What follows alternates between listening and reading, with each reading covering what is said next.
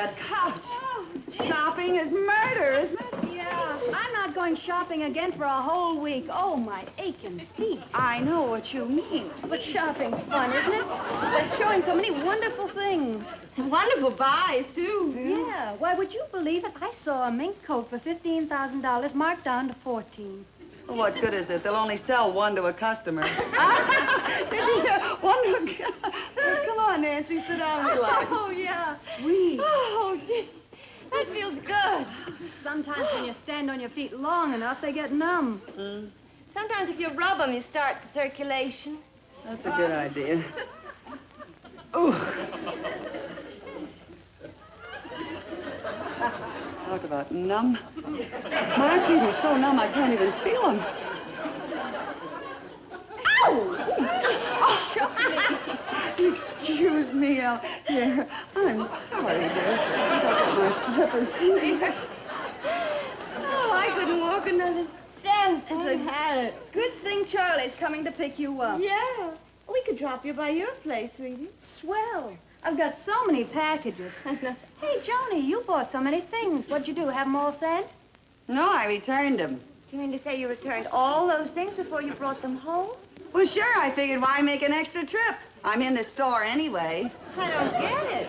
Oh, well, Brad warned me not to buy any more clothes this month. I'm way over my budget anyway, so I had all the fun of shopping, and then I returned everything. All except this dress, of course.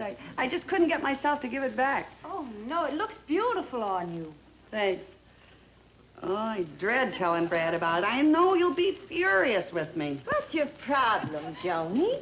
If I had a new dress and I didn't want Charlie to know about it, I'd just take the bull by the horns. And when he came in, I'd say, how do you like this old dress with the new belt on it, Charlie? Well, you can say the same thing to your husband. Oh, no, Brad would get suspicious. Especially when I called him Charlie. Joan, now take this new hat I bought. Am I going to tell Charlie it's new? Of course not. I'll say it's my last year's hat with a new feather in it. Well, I've never yet lied to Brad, and I'm not going to start now. Lie? That wouldn't be a lie. It would? Well, no, of course not. It's just a way of, well, it's a way of promoting a happy domestic relationship. Sure. Oh, I'm sorry, but I couldn't do it. I believe that two people should be able to trust each other. That's right. But husbands aren't people. Of course not. They're just men. Well, don't knock it, kids. That's all we girls have got. Besides, old hat, new feather. What husband would swallow a story like that? Oh, that must be Charlie now. I'll get. Hello, Charlie. Hello, Joan. How are you? Oh, Helen.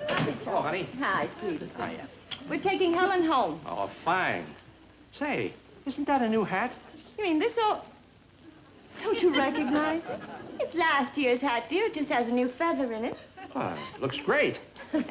I'm surprised at you, Charlie, not remembering this old hat. Well, I'm sorry. Goodbye, Joan. You coming, Helen? All those packages are ours, dear. I'll see you tomorrow, Joan. I'll be right with you, kids. Are you going to try it? Well, it's my duty.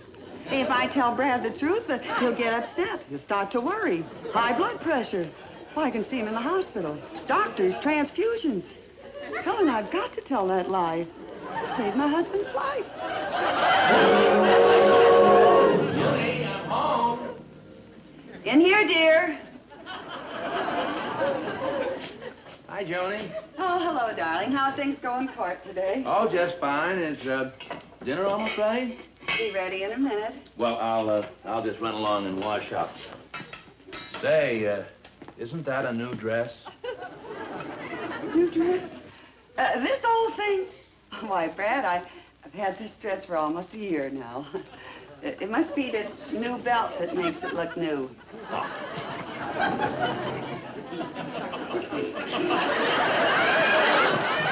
Joni. Yes, Brad. Joni, do you realize the first time you've ever done that? Well, Brad, In all the years that we're married, it's the first time. Brad, I can explain. It's the first time you didn't welcome me home with a kiss. Well, Brad, I can explain. Kiss? Oh, Brad, darling. How could I forget such an important thing as that, darling? I'm sorry. That's much better now. By the way, Brad, you're sure you remember the dress now? Huh? This dress, I mean, you don't think it's a new one anymore, do you? Oh, no, I recognized it right away. The belt threw me off for a minute. You wore it, let's see, last month at the dance, and the last time you wore it was last week at the theater. Then you do remember it. Yeah, I'm sorry if I hurt your feelings by not recognizing it right away. Oh, it's all right.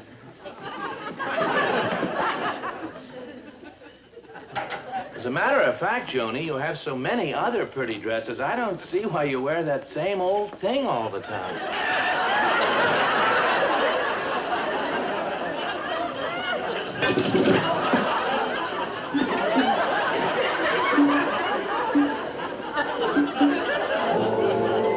Oh, boy, honey. That was a wonderful dinner. Oh, it was nothing, dear. Just something I whipped together in 4 or 5 hours. Oh, no, I mean it. The roast was just wonderful, and the potatoes were just perfect. Well, if I must say so myself, one thing I'm an expert at is French lies. The fries!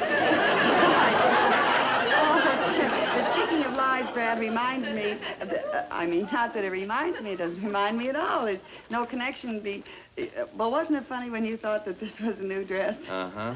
Oh, boy, that sure was funny. This whole thing, a new dress, shows you what a new belt can do. You really thought that this was a new dress.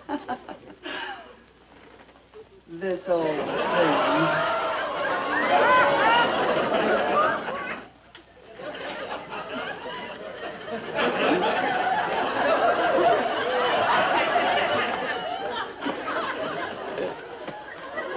Joni, is something wrong? No, dear, I just have an itch. Well, you better come here and let me scratch it. Thanks, honey, but it just went away. Oh, honey, here's your half of the paper. Oh, well, thank you, dear.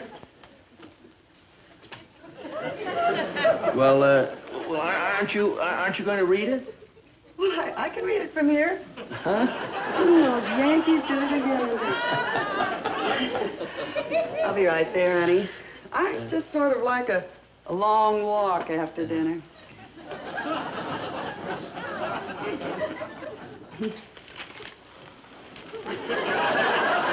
there's nothing like relaxing with the evening paper, honey. Joni, what is this? This is a new contour position. Very good for relaxing the heart and lungs. All the doctors are recommending this now. It's very good for you. Is that so? You know, I think I'll try it. So, you know, this is kind of relaxing. The best thing in the world for you.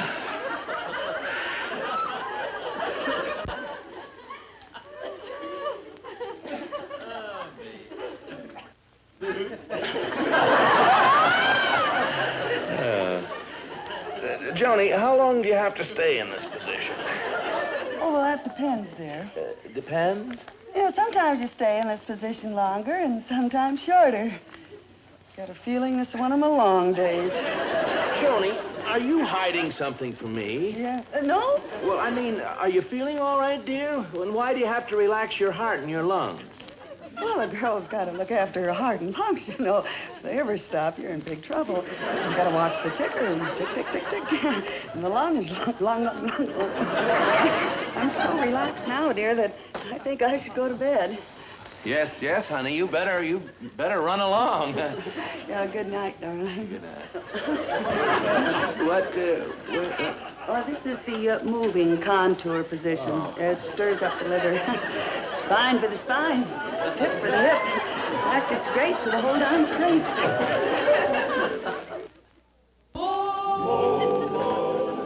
Stand by, everybody. Well, folks, we'll be on the air very shortly. Now, just remember, relax. And don't forget, we're here to help you. Places, please. Now, let's put on the mask, please.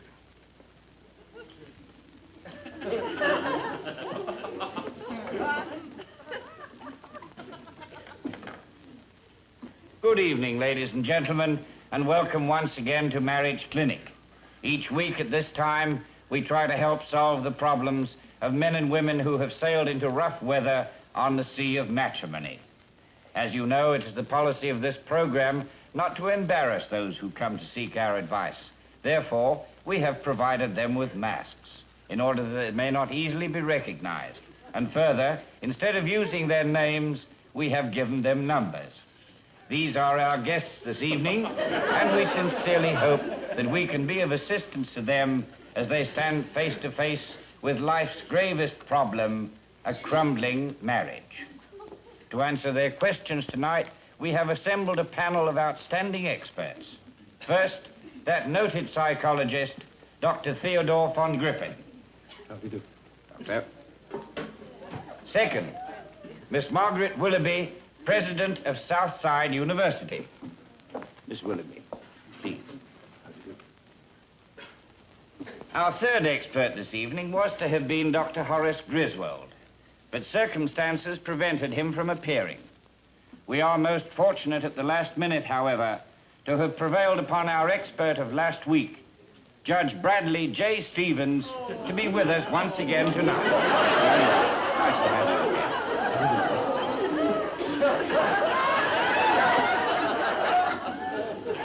Our first case this evening is number 686. 686 is, I believe, one of the ladies. Excuse me, I think there's just a little bit of a mix-up here. No, you're not 686. Me neither. I'm 989. Oh, so that's it. You see, this is a 686. I'm 989. Well, very well then. We'll have case number 989 first. I'm 686. Madam, you are the first case. Please, would you mind taking a chair there? Now, madam, please, will you tell us your problem? Well, you see, I love my husband very much, and my husband loves me very much, and well, we like the same kind of books and the same kind of music, and I'm not jealous of him, and he's not jealous of me, and we're both absolutely crazy about each other. What is your problem, then? My problem is this. What's a happily married girl like me doing on this program? Bye. Just a moment. Didn't you tell me your problem was something about your husband and lying? A husband and lying? Yeah. Oh, yeah, husband and lying. Well, you see, my husband is lying around the house all day, gathering a lot of dust, but it's nothing, and I'm a little late, so good night, folks. No. You told me that you had lied to your husband, remember? There, young lady, you must try to trust us. We're only here to help you. Well, it's entirely possible that some of us here share your husband's views. But it's not only entirely possible, it's highly probable. See, maybe I could find out what my husband thinks by talking to you. That's it exactly. That's the whole idea of this program, Mrs. No names, please. No. Well, now, just tell us in your own words just exactly what your problem is.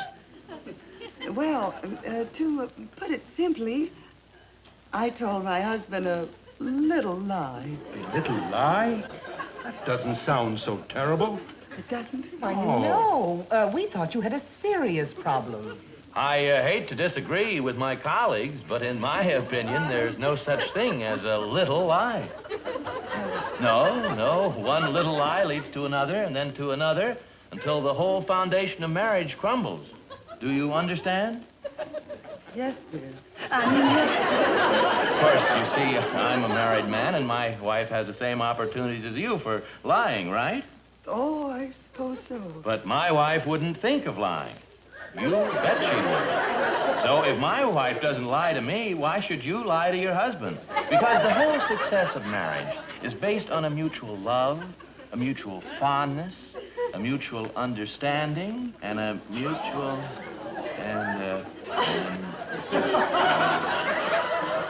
Just what is this little lie you told your husband? Would you mind repeating the question? I said, just what is this little lie you told your husband? Oh, that old thing.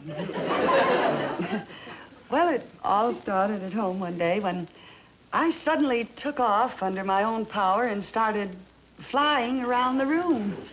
Well, my husband was slightly puzzled, and he said, why are you flying around the room? And I said, well, I must fly, dear, because I'm a B-36. So I must fly. I must fly. I must. You're stalling the motor, sir. I must fly. But anyway, you see, that was the little lie that I told my husband. I'm not really a B-36 at all. I'm a jet.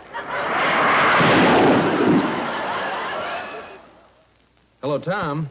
This is Judge Stevens. Look, Tom, will you do me a favor? Could you stop by the house in about an hour?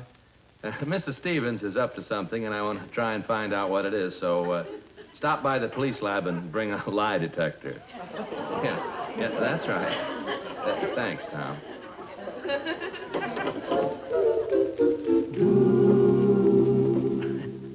You know, I can't get over my experience at that television program. Imagine a woman doing a crazy thing like that, then running out of the studio and disappearing. They couldn't find a trace of her, and they chased her for 6 blocks. 7. Oh, 7. I get off here. I know what I'm talking about. I think I'll get a cold towel for my head, dear. I haven't been well lately, honey.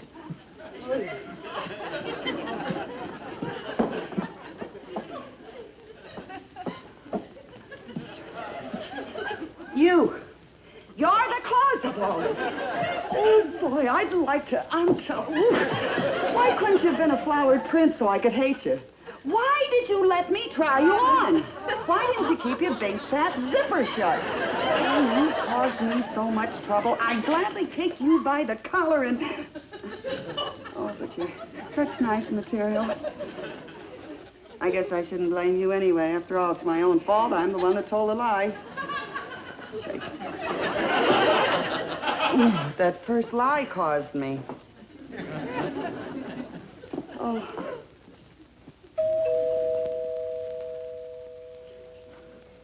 Oh, hello, Judge. Hello, Tom. I see you brought the machine. Yeah, it's real heavy, too. Yeah, well, wait a minute. You put it right down over here. Over here? Yeah, I'll get this chair out of the way in this thing. Thank you. There we are.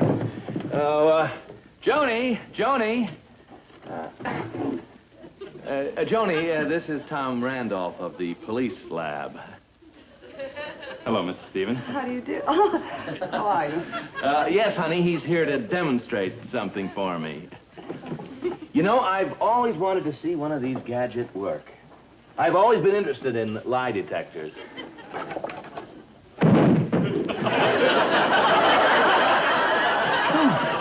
Joni, darling, baby, are you hurt? My gosh, what happened? I just tripped on a piece of milk. No, it's a hunk of soup. You imagine, I've been so loose lately. I just seem to fall apart at the strangest times. I'm all right, though. Everything's fine. You be careful now, honey. Yes, dear. All right. Judge, it's those needles that really tell the story. You see, this first needle records the heartbeat, the second needle records the respiration rate, and the third one marks the blood pressure. Well, wait a minute, will you, Tom? Joan.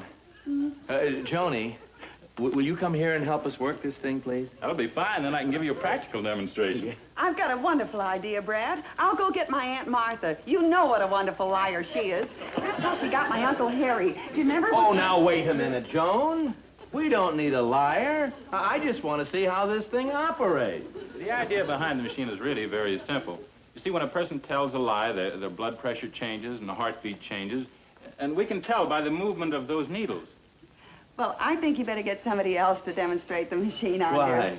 Well, the machine is AC, and I operate on DC. My electrician told me that, so that's not... Oh, Joan. Stop making such a fuss. You go over and sit in that chair, and, Tom, we'll put on the clamps. All right. Now, first, you attach this to your left wrist. I confess. I did it. I did it. I confess. I'm sorry I did it, but I did it. It's done, and I did it. I confess. That's all. I did it. I did it. I did it. Joni, we haven't even asked you a question. I haven't even plugged in the machine yet. No. Oh, well, then I didn't do it. Oh, now, listen, stop making such a fuss. Sit down. I'm just going to ask you simple questions, and you answer truthfully. That's right. You just relax and answer the questions, that's all. That's it. Now, the first one, what is your name? Joan Stevens. See that, Judge? Needles are all moving evenly. That's because she told the truth. Uh-huh. Now, let's see, what is your address? My address? My address is an old address. You just think it's a new address because it's got a newer belt. It's an old address with a newer belt. An old address with a newer belt. Judge, if something went wrong, I better fix these needles. Oh, Joni, dear, I just asked you your address, where you live. Oh. Then I didn't do it. All right, Judge. You can go ahead. It's all fixed again. All right, now stop making such a fuss, Joni. And get your mind off that dress. I recognize it, honey. Last year's dress with a new belt, right? I said it was last year's dress with a new belt, right? Oh! Oh! Brad! Oh! Oh, Brad! Oh! Get me out! Get me out! Oh! Oh, Brad! Wait a minute. Joni, take it easy, honey. Take it easy. Darling, are you all right? Oh, Brad, I'll never tell another lie again as long as I live. That was a new dress. I said it was an old one. I knew it, honey, but I had to teach you a lesson. Well, you certainly did. Well, you see, honey, and think of the energy you wasted. I knew it was a new dress all along. You did. Well, certainly, right from the moment I saw it. Really? Yes, darling. I knew it was a new dress all the time.